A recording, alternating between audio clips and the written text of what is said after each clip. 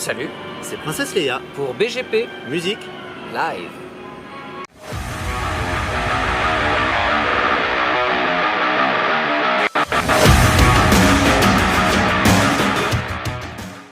Donc merci Princesse Leia de nous accorder du temps au milieu de cette ambiance bucolique. On est au Motor Culture Festival. Vous avez fait votre set tout à l'heure. Donc je vais commencer avant de vous parler du set. La question de base, s'il y en a qui vivent dans une grotte, est-ce que vous pouvez me présenter rapidement vous et le groupe? Princesse Leia. Alors Princesse Leia, c'est un projet que j'ai initié parce que quand j'étais dans le milieu de l'humour, j'ai une petite frustration en me disant quand même la musique ça me manque, parce que moi dans ma chambre il y avait des posters quand même de plus de musiciens que d'humoristes, et donc j'ai voulu rallier un peu les deux, parler un peu des clichés que les gens qui connaissent pas le métal ont souvent sur ce milieu.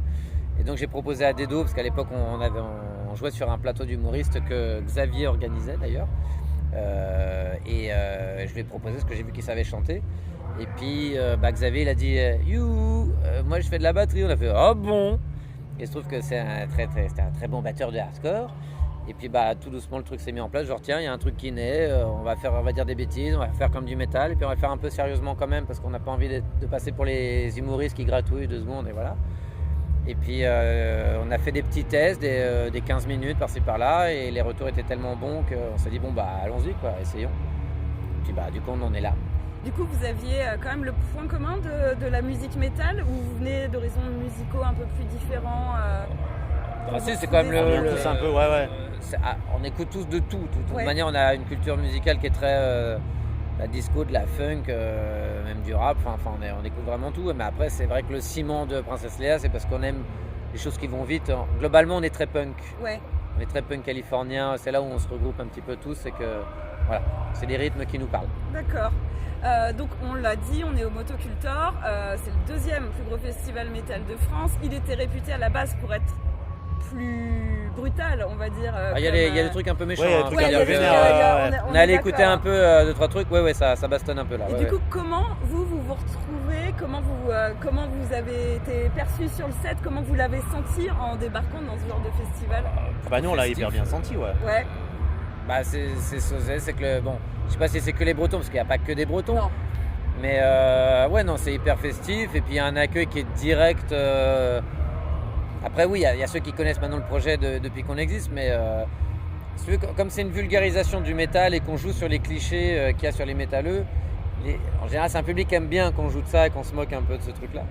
Donc on est plutôt perçu comme une espèce de parenthèse de conneries joyeuses, et donc non, ça se passe. Mais ça marche plutôt bien. Moi, le set m'a fait penser, alors non, je vous comparerai pas du tout à Ultra Vomit, mais par contre, m'a fait penser au set de l'Opium du Peuple. Oui, on les connaît très bien. Clairement Oui, sur le Hellfest, qui est alors dans un esprit un peu différent, mais quand même où il y a cette énergie. Mais en fait, t'as le même truc avec Opium, c'est que eux, ils sont vachement sur le détournement des classiques, de la variété en version métal, ce qu'on fait un peu avec Balls, tu vois. Ouais. Donc on a ou Makeba, mais on partage le même goût de la vulgarisation du métal pour les gens qui connaîtraient pas le délire. Exactement. Donc c'est une manière de leur dire vous avez vu, en fait c'est un peu marrant, et puis on peut faire des gros trucs un peu énervés sans que ça soit que des satanistes qui égorgent des chèvres. C'est exactement ça. Donc oui, effectivement, on est complètement dans la même humeur que Opium. Nous c'est plus théâtralisé, on va C'est dire. exactement ça. Oui, Et oui, du coup, ça vise les deux publics. Ça vise clairement les métalleux, où on peut se moquer de nous-mêmes, très clairement, et un public plus novice.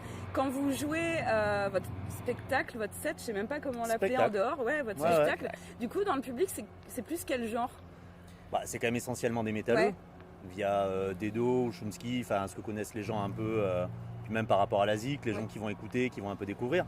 Après, ce qui est cool quand on joue dans des festivals, évidemment pas le Motocultor parce qu'il n'y a que des métalleux, mais sur des festivals un peu plus pluridisciplinaires, pour le coup, c'est quand même très cool de voir des gens qui viennent nous voir et qui nous disent on savait pas du tout qui vous étiez, ce que vous faisiez, et pour le coup on a trouvé ça très cool, on a vraiment aimé votre zik. C'est un peu la petite victoire qu'on a, parce que ça arrive assez souvent sur les festivals ou des salles un peu plus grand public.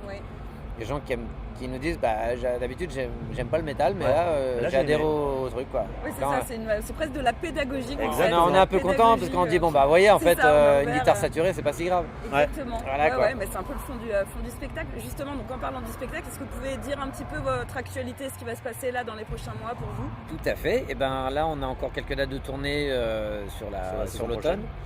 Et puis on a surtout notre date qui devait être la sortie de l'album, de notre premier album.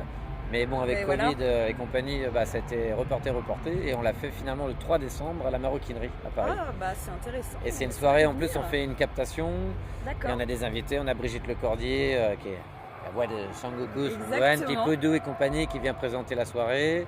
On a Christophe Lemoine qui nous suit depuis le début, qui est un copain, la voix de Cartman de South Park. Ouais. Et d'autres amis musiciens qui vont Ouais, venir donc faire geek et métal quoi. Ouais. Geek et métal. On est les enfants des années 80. Oui, Hein, oui, voilà, bien sûr, et on est il bien faut assumer d'où on vient. Ouais, Voilà. Et puis la préparation du deuxième album. Ouais. Tout à fait. Ouais, on enchaîne demain là avec une résidence pour préparer le deuxième album qui devrait arriver automne 2023. Et qu'on a signé chez le label Atome. D'accord, ah top, ok. Ah bah ouais. Donc, ouais. Ok, bah on suivra ça avec plaisir.